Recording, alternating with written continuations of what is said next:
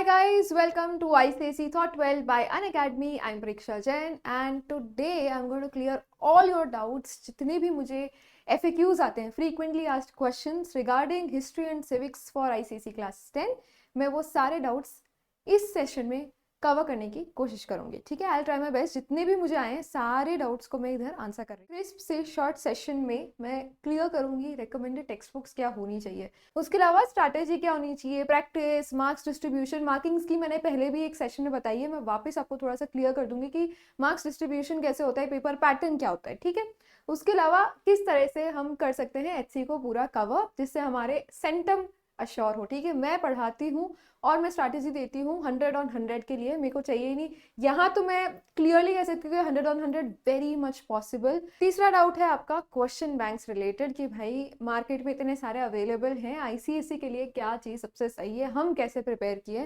क्योंकि obviously HC में ये होता है कि पढ़ तो सब कुछ लिया, लेकिन जब तक टेस्ट नहीं होता, जब तक ट्विस्ट करके घुमा फिरा के क्वेश्चन नहीं पूछे जाते, आई डोंट थिंक आपकी इनफ प्रैक्टिस हो पाएगी. ठीक है, तो क्वेश्चन सॉल्विंग तो for any subject it's the most important crucial step that ensures a centum. ठीक है, that ensures 95+% in your board examinations. लेकिन HC के लिए कैसे किया जाए मैं आपको वो चीज़ आज सेशन में क्लियर कर दूंगी. ठीक है, तो यार देखो, जब हम रिकमेंडेड टेक्स्ट बुक्स की बात करते हैं कि बहुत सारे एजुकेटर्स बहुत सारे पब्लिकेशंस रेकमेंड कर सकते हैं. ठीक है, ज़्यादातर ये वाली चीज़ आपने देखी होगी रेकमेंड होती है, which is from the morning star publication total history and civics. ठीक है, ये ग्रीन बुक है मेरे पास.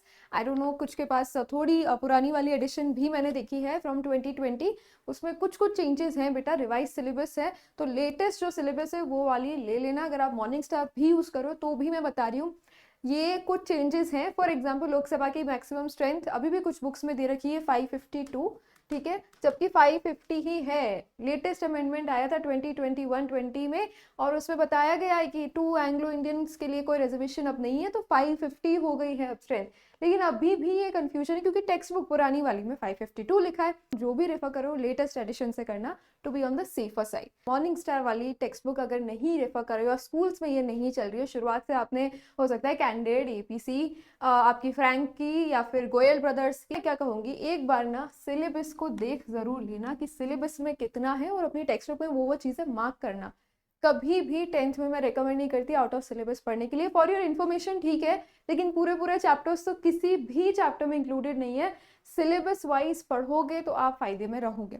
सिलेबस आपको कहाँ मिलेगा, एक मैंने सिलेबस ओवरव्यू सेशन ऑलरेडी इस चैनल पे ले लिया है, आप वो रेफर कर सकते हो. वरना फिर आप CISE की वेबसाइट पर जाके 9 and 10 का एक कंबाइंड PDF आता है सिलेबस का.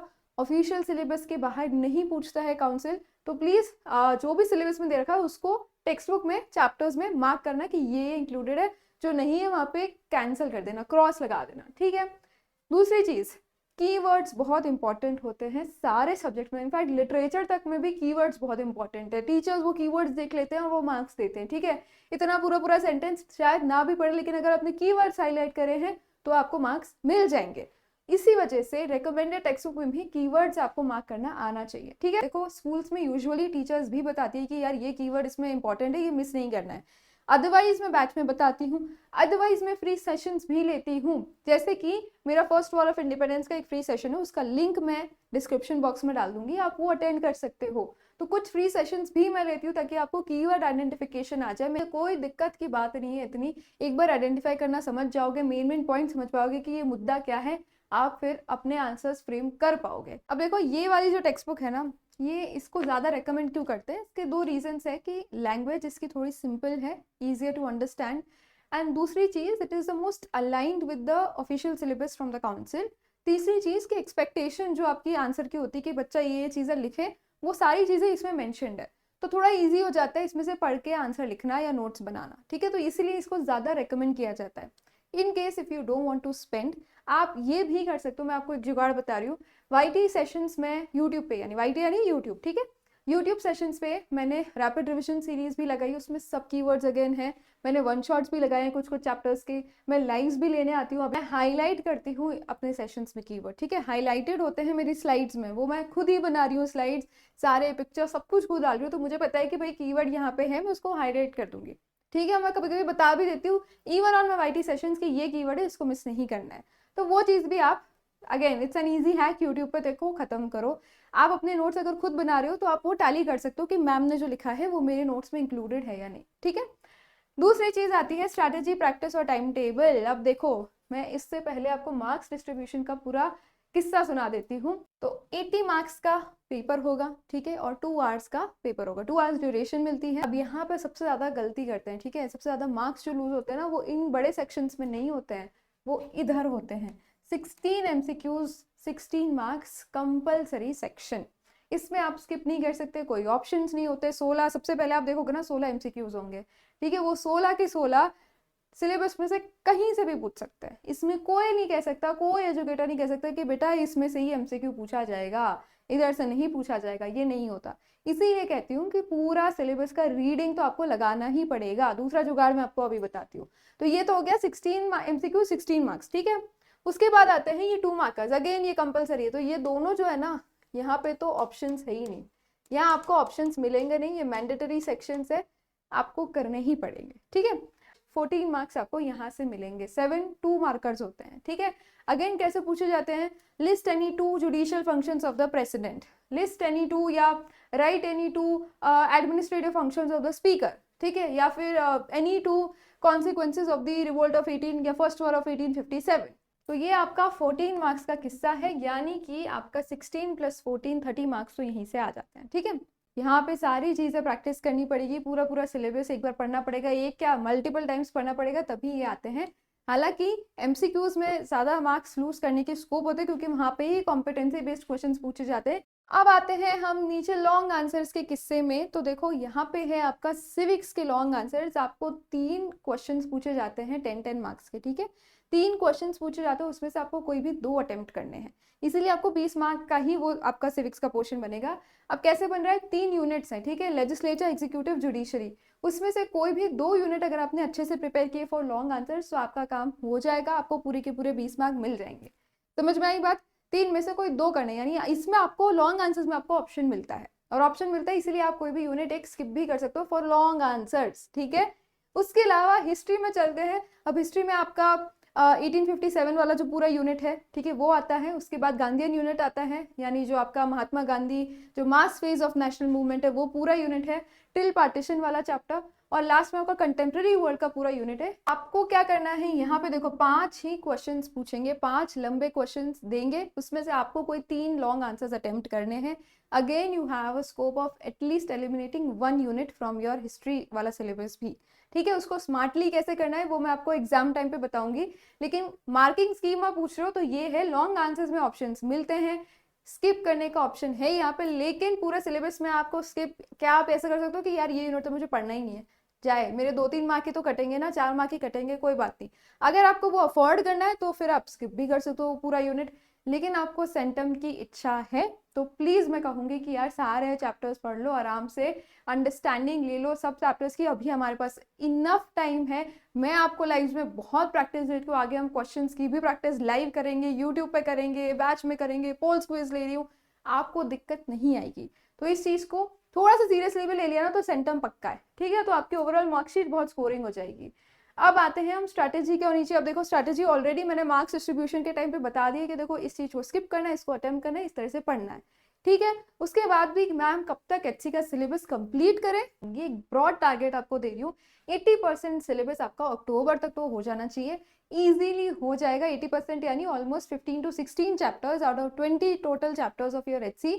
इतना आपका अगर हो गया तो आपके सेंटम पक्के हैं, ठीक है, अगर अच्छे से हुआ है तो, क्वालिटेटिव स्टडी हुई है तो, ठीक है। और 16 चैप्टर्स, यानी कोई भी एक यूनिट आप छोड़ दो, उसके बाहर के जितने भी यूनिट्स है, अगर आप मॉर्निंग स्टार से ले रहे हो तो 1 2 3 4 5 6 यूनिट में से आपके 4 से 5 यूनिट्स हो जाने चाहिए, तो आपका ये 80% सिलेबस कंप्लीट हो जाएगा अक्टूबर तक। Then you have your pre boards और वो सब स्टार्ट हो जाते हैं, इसीलिए मैं ये वाला टारगेट आपको दे रही हूँ, ठीक है। अब उसको करना कैसे है, देखो एक तो है बेसिक रीडिंग लगा दो चैप्टर की, दूसरा रैपिड रिविजन्स या फिर वन शॉट्स आप इसी चैनल पे देख सकते हो, लाइव्स भी लिए हैं, सब कुछ ही है इस चैनल पे, आपको कोई इशू नहीं आना चाहिए। तीसरा, जब भी मैं फ्री सेशंस लेती हूँ मैं आपको नोटिफाई भी कर देती हूँ, ठीक है। अभी भी मैं लिंक डाल दूंगी एक फ्री सेशन का, फर्स्ट वॉर ऑफ इंडिपेंडेंस का। सबसे बड़ी चीज आती है, निपटा तो देंगे, ठीक है, एचसी के चैप्टर्स रीड करके खत्म करने में ज्यादा देर नहीं लगेगी, तो ओनली रेजिस्टेंस इसकी बोरिंग लगता है, नींद आने लगती है, इतना इंपॉर्टेंट नहीं लगता। ये हकीकत है, एचसी में अगर किसी को ज्यादा अच्छा नहीं लग रहा है तो वो हकीकत है, and I understand that friction. Practice की बात आती है तो मैम क्वेश्चन बैंक कौन सा लिया जाए, ये बड़ा क्वेश्चन आता है। कौन सा क्वेश्चन बैंक आप रेकमेंड करते हो? देखो, रेफरेंस बुक्स और गाइड बुक्स तो बिल्कुल नहीं खरीदनी आईसीएसई में, किसी भी सब्जेक्ट के लिए काम नहीं आती है, तुम लोगों के लिए रेलेवेंट नहीं है। अभी क्या रेलेवेंट है, और this is for true for all subjects by the way, मैं आपको एक्स्ट्रा बता रही हूँ, किसी भी सब्जेक्ट में conceptual clarity is the most important, and then comes your understanding of keywords, then comes your question practice. उससे ज्यादा आपको करने की जरूरत नहीं, इसलिए guide books will only add to your burden, they will not reduce it, they will not gonna help you any further, ठीक है। तो आप क्वेश्चन बैंक कौन सा लिया जाए, मार्केट में बहुत सारे हैं, I can think of so many names, मैं अभी बोलूंगी नहीं क्योंकि बहुत सारे हैं। अब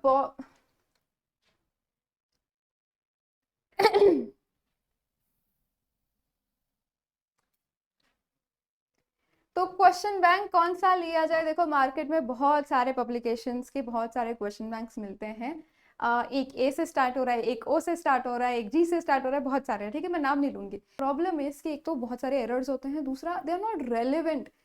मैं काउंसिल का अगर आप पेपर उठा के देखोगे, अगर आप क्वेश्चन बैंक में जो क्वेश्चंस पूछे जाते हैं, या तो वो इतने सिंपल है या वो इतने पेचीदे हैं कि वो पूछते नहीं है, इतना डेप्थ में कोई पूछ नहीं रहा, कभी कभी आउट ऑफ सिलेबस क्वेश्चंस घुसा दिए अंदर, तो जरूरत नहीं है यार। मेरे को लगता है क्वेश्चन बैंक्स भी जो आईसीएसई के लिए, unfortunately they are not at the level that is needed, ठीक है, और वो अलाइंड ही नहीं है। जिस तरह से आप काउंसिल अपने क्वेश्चंस फ्रेम कर रहा है वो अलाइंड नहीं है, वो बहुत ही रट्टू होते हैं और उस तरह के बेसिक से फॉर्मेट में पूछे गए हैं। मुझे डेफिनेटली लगता है कि यार पैसे बर्बाद होते हैं अगर आप क्वेश्चन बैंक्स खरीदो।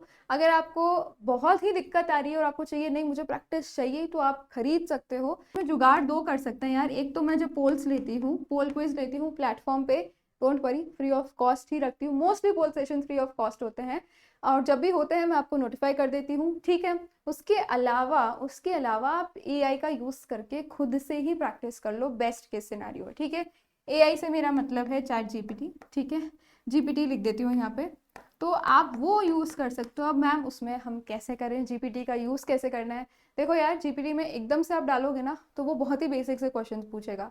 आप उसमें देखो, मेरे को केस बेस्ड क्वेश्चन दे, आप उसमें लिखो मेरे को एप्लीकेशन बेस्ड क्वेश्चंस दे, मेरे को मेमोरी बेस्ड दे, रिकॉल बेस्ड दे, वो आपको 15 देगा, 15 में से 15 अगर आपने कर लिए तो आपका वैसे ही सॉर्ट हो जाएगा काम, ठीक है।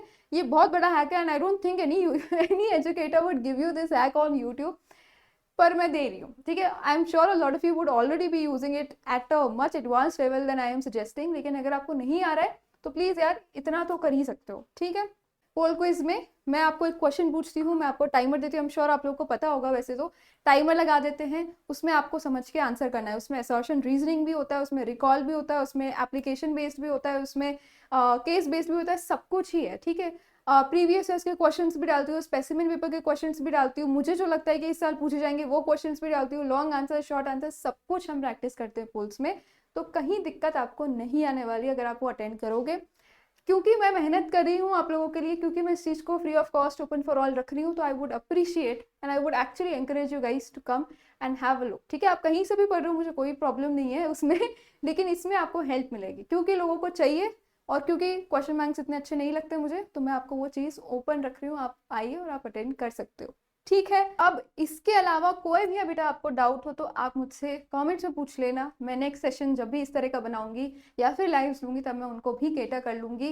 Remember 100 on 100 is absolutely possible. धीरे धीरे बेटा अपना थोड़ा सीरियसनेस बढ़ाओ, ठीक है। We are also inching closer towards your half yearlies, to the pre boards and then to the boards.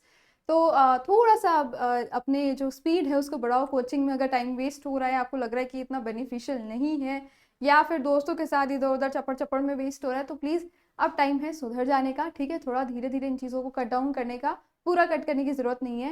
I am sure अगर थोड़ा सा भी आप सीरियस हो गए एंड डेली पढ़ने लगे तो आपका 95+ पक्का हो जाएगा, ठीक है। अगर ये सेशन आप लोगों के लिए हेल्पफुल रहा है तो उसको लाइक ज़रूर कर देना। I will see you very very soon in the next session. Till then keep learning, be kind, thank you.